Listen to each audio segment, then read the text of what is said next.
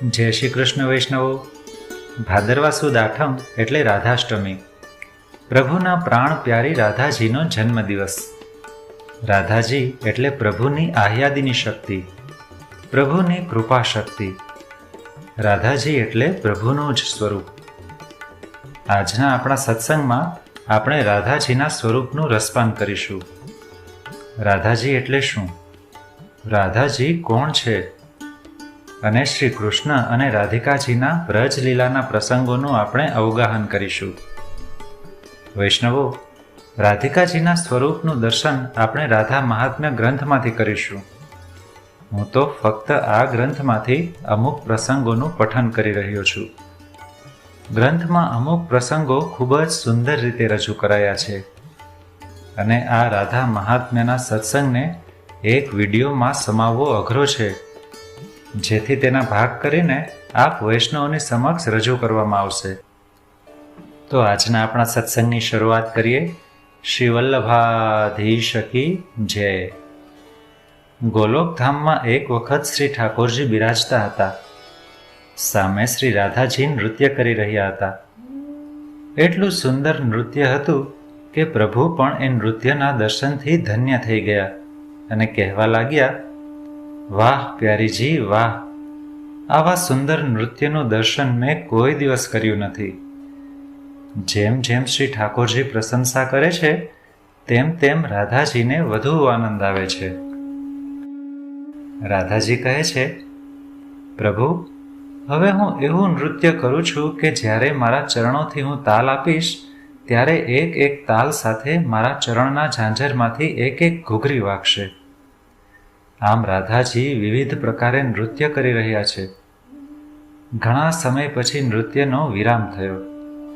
શ્રી ઠાકોરજી વાહ વાહ કરતા કહે છે કે આજે આપે ખૂબ સુંદર નૃત્ય કર્યું છે। આટલું સુંદર નૃત્ય પહેલા કદી કર્યું નથી। રાધાજી બોલ્યા, હે શ્યામ સુંદર, જો આપ મારા નૃત્યને જોઈને પ્રસન્ન થયા હો તો આજે હું આપની પાસે કંઈક માગવા ઈચ્છું છું। અરે પ્યારીજુ, શું આપ કંઈ માગવા ઈચ્છો છો? હા સાંવરેલાલ, કહો કહો, શું જોઈએ છે? રાધાજી કહે છે, હે પ્રભુ, ગોલોકધામમાં કોઈ એવું સ્થાન હોય જેમાં અનેક કુંજ નિકુંજ હોય, એવું સ્થાન હોય જે આપના જેવું શ્યામ વર્ણનું હોય, જેમાં અનેક કંદરા હોય, જ્યાં આપણે બેસીને વાર્તાલાપ કરી શકીએ, જ્યાં રંગબેરંગી પક્ષીઓના ગીત સંભળાતા હોય, જ્યાં સુંદર સુંદર ઝરણા વહેતા હોય। શ્રી સ્વામીજી આમ વર્ણન કરતા ગયા અને શ્રી ઠાકોરજી પ્રિયાજીના મનમાં જાગેલા આ મનોરથને નેત્ર બંધ કરીને શ્રવણ કરતા ગયા। જેવું વર્ણન પૂરું થયું કે શ્રી ઠાકોરજીએ નેત્ર ખોલ્યા। જેવા નેત્ર ખોલ્યા કે પ્રભુના હૃદયમાંથી એક તેજપુંજ પ્રગટ થયો। ગોલોકધામની ભૂમિને સ્પર્શ કરીને એ તેજપુંજે વિશાળ સ્વરૂપ ધારણ કરી લીધું। 100 યોજનની લંબાઈ થઈ। પ્રભુએ પોતાનો સ્પર્શ કરીને એને સ્થિર કર્યો। એમાં 100 શિખર બન્યા। એનું નામ પડ્યું ગિરિરાજ। આમ શ્રી ગિરિરાજ બાવા એ બીજું કોઈ નહીં પણ શ્રી સ્વામીજીના મનમાં જાગેલો મનોરથ છે।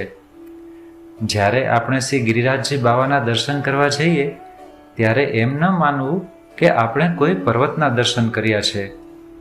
એવું માનવું આપણું સૌભાગ્ય છે કે આપણે શ્રી સ્વામીજીના મનોરથને જોઈ શક્યા છીએ। બ્રહ્માજીએ 60,000 વર્ષો સુધી પુષ્કરમાં જઈને તપસ્યા કરી ત્યારે ભગવાને પ્રસન્ન થઈને કંઈક માગવાનું કહ્યું। બ્રહ્માજીએ માગ્યું કે શ્રી રાધાજીના ચરણારવિંદના દર્શન મને થાય। વિચાર કરો કે જેમના ચરણારવિંદના દર્શન કરવા માટે બ્રહ્માજીને 60,000 વર્ષો સુધી તપ કરવું પડે તો પણ એ ચરણના દર્શન સુલભ ન હોય એવા શ્રી રાધાજીના ગુણગાન આપણે શું કરી શકીએ? રાધાજીના સ્વરૂપને આપણા શ્યામ સુંદર સિવાય કોઈ જાણતું નથી। તેથી હું પ્રભુને જ વિનંતી કરું છું કે હે પ્રભુ, આપના રાધાજીને આપના સિવાય કોઈ જાણતું નથી। જો આપ રાધાજીના સ્વરૂપને પ્રગટ કરવા ઈચ્છતા હો, આપના જીવોને એ સ્વરૂપ જણાવવા ઈચ્છતા હો, તો આપ હૃદયમાં પધારો. આપ જ હૃદયમાં બિરાજીને આપની પ્રાણ પ્યારી શ્રી રાધાના યશોગાન કરાવો. રાધિકાજી કોણ છે? જેમને આધીન સ્વયં ભગવાન છે. વિચાર કરો, આપણે મસ્તક પર જે તિલક કરીએ છીએ તે શું છે? શ્રી ઠાકોરજીના ચરણચિહ્ન છે. પણ જે શ્રી ઠાકોરજી પોતાના મસ્તક ઉપર ધારણ કરે છે તે શું છે? શ્રી રાધિકાજીના ચરણચિહ્ન છે. જે ચરણારવિંદને પ્રભુ પોતાના મસ્તક ઉપર ધારણ કરે છે, વળી ધારણ કરીને ધન્ય થઈ જાય છે. જેમ એક કોરો કાગળ હોય, તેના ઉપર કોઈ સરકારી સહી સિક્કા થાય તો તેનું મૂલ્ય વધી જાય છે, તેમ પ્રભુ કહે છે કે હું તો રસરૂપ છું. જ્યારે રાધિકાજીના ચરણ મારા મસ્તક ઉપર બિરાજે છે, ત્યારે હું પુષ્ટ થાઉં છું અને પુષ્ટિ લીલા કરવા માટે સામર્થ્યવાન બનું છું. આવા રાધાજીના ગુણગાન આજે આપણે કરીશું. પ્રભુ કરાવશે, આપણે તો શું કરી શકીએ? કૃષ્ણનું સુખ રાધા જ છે. કૃષ્ણ વગર રાધા રહી શકતા નથી કે રાધા વગર કૃષ્ણ રહી શકતા નથી.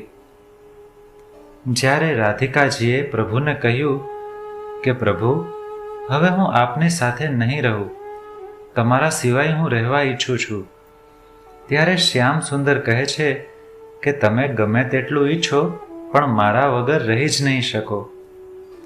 રાધાજી પૂછે છે, કેમ નહીં રહી શકું? આપ આપનું નામ લખી જુઓ.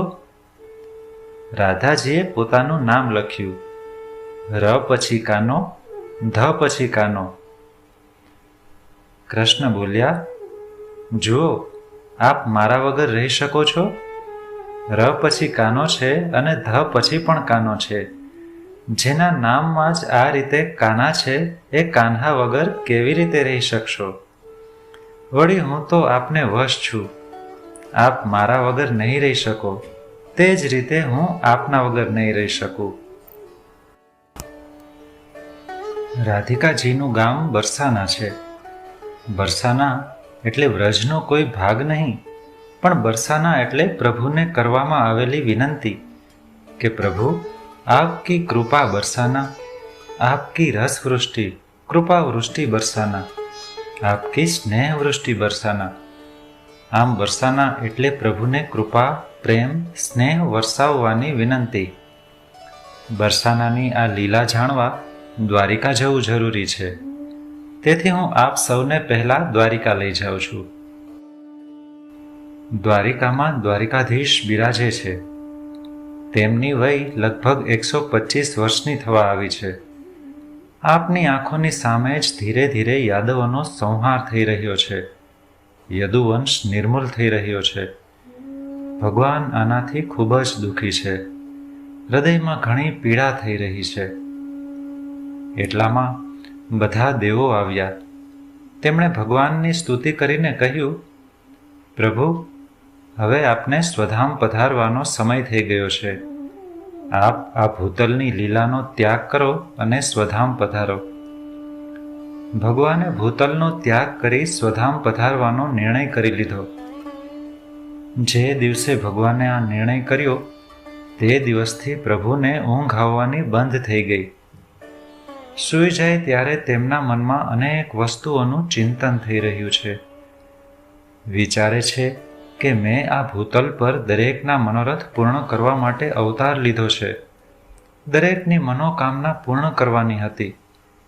કોઈનો મનોરથ અપૂર્ણ તો નહીં રહ્યો હોય ને? ભગવાને દ્વારિકા લીલાનું ચિંતન કરીને પછી મથુરા લીલાનું ચિંતન શરૂ કર્યું. યાદ આવ્યું કે મથુરામાં કંસને માર્યો હતો. તે પછી મથુરામાં સૌને લાગ્યું કે હવે ભગવાન મથુરાના રાજા બનશે, પણ ઉગ્રસેનને રાજા બનાવ્યા. ભગવાન હજી ચિંતન કરે છે. અક્રૂરજી મને લેવા માટે મથુરાથી ગોકુળ આવ્યા હતા. અક્રૂરજી મને લઈને નીકળ્યા ત્યારે બધી ગોપીઓ રડી રહી હતી અને નંદ બાબા અને યશોદા મૈયા પણ રડી રહ્યા હતા. આ બધી બાબતો ભગવાનના માનસ પટલ ઉપર દોડી રહી હતી. જે અવસ્થા મથુરામાં થઈ હતી, ઉધો મોહે બ્રજ બિસરત નાહી, એ અવસ્થા આજે આવી ગઈ. નેત્ર બંધ કરે છે તો યશોદા મૈયાના શબ્દો એમના કાનમાં ગુંજે છે. અરે અક્રૂરજી, मेरे लाला को मत ले जाओ, लाला को छोड़ दो, उसके बगैर मैं नहीं रह पाऊंगी. ભગવાન વિચારે છે કે હું તો એવું વિચારીને આવ્યો હતો કે આ જીવનમાં દરેકનું ઋણ ચૂકવીને પાછું જઈશ, પણ નંદ, યશોદા, ગોપીઓ વગેરે એવું તો ફક્ત મને આપ્યું જ છે, બદલામાં કાંઈ ઈચ્છ્યું નથી, માગ્યું નથી. જ્યારે હું તેમને કંઈ માગવાનું કહેતો તો કહેતા, બસ પ્રભુ, આપવા ચાહો છો તો એટલું આપો કે આપ સદા પ્રસન્ન રહો. જો આપ પ્રસન્ન રહેશો તો અમને બધું જ મળી જશે. આ બધાનું ઋણ હું કેવી રીતે ચૂકતે કરીશ? પ્રભુને આ બધું યાદ આવે છે. ગાયો, ગોપીઓ બધા યાદ આવે છે. પણ જ્યાં માનસ પટલ ઉપર રાધાનું ચિત્ર અંકિત થવા લાગ્યું કે ભગવાનનું ચેન જતું રહ્યું, નીંદ જતી રહી, ભોજનનો પણ ત્યાગ કર્યો, જળ પીવાનું બંધ કરી દીધું. રૂકમણીજી વિચારે છે, અરે અમારા પ્રભુને આ શું થઈ ગયું? પ્રભુના માનસ ઉપર એકવાર રાધાજીની ઝલક આવી ગઈ છે, તે હવે દૂર થતી નથી. પ્રભુનું મન, ચિત્ત, આત્મા રોમે રોમ રાધાનું સ્મરણ કરી રહ્યા છે. જેમ ઉદ્ધવજીને પ્રભુ કહી રહ્યા હતા, हे उद्धव, मेरी राधा के लिए मेरा संदेश लेके जाओ, उसे कहना कि मैं उन्हें बहुत याद करता हूँ, उनके लिए तड़पता हूँ. ત્યારે ઉદ્ધવે કહેલું કે આપ રાધાજીને યાદ કરો છો તો મને કેમ મોકલો છો? એમને જ પત્ર લખો ને. ત્યારે પ્રભુ કહે છે, उद्धव, मैं राधा को पत्र लिखने तो बहुत समय से प्रयत्न करता हूँ, लेकिन जब एक कागज में राधा लिखता हूँ तब मेरी आंखों में से अश्रुधारा बहती है, और जो भी लिखा हुआ होता है वो मेरी आंखों के आंसुओं में से बह जाता है. ભગવાનને એ શબ્દો યાદ આવ્યા જે તેમણે ઉદ્ધવજીને કહ્યા હતા, મેરી રાધા કો મિલકે આના. આ જ વિચારોમાં પ્રભુને નીંદર નથી આવતી. રૂકમણીજી ચિંતિત થઈ ગયા. એમણે બધી રાણીઓને પાસે બોલાવી. કહે છે, હમણાંથી હું જોઉં છું કે પ્રભુ ભલે પોઢ્યા હોય પણ ઊંઘતા નથી. એવું લાગે છે કે મનથી તેઓ ક્યાંક પહોંચી ગયા છે. ઘણીવાર પ્રભુનું પૂરું શ્રીઅંગ કંપી રહ્યું હોય છે. કાલે રાત્રે મેં એમની આંખોમાંથી આંસુ વહેતા જોયા. જેવો મેં પ્રભુના શ્રીઅંગને સ્પર્શ કર્યો તો એમના રોમે રોમમાંથી ધ્વનિ સંભળાયો, રાધા, રાધા, રાધા. મેં મારા હાથમાં જોયું તો એના ઉપર પણ રાધા નામ છપાઈ ગયું હતું. રૂકમણીજી ચોંકી ગયા. આ રાધા કોણ છે કે જેને યાદ કરી કરીને પ્રભુ રડી રહ્યા છે? રૂકમણીજીના આ પ્રશ્નનો જવાબ આપણે હવે પછીના સત્સંગમાં મેળવીશું. જો આપે આ ચેનલ હજી સુધી સબસ્ક્રાઇબ ન કરી હોય તો હમણાં જ કરી લો, જેથી હવે પ્રસારિત થનાર દરેક વિડીયો આપને તુરંત જ મળી જાય. સર્વે વહાલા વૈષ્ણવોને જય શ્રી કૃષ્ણ.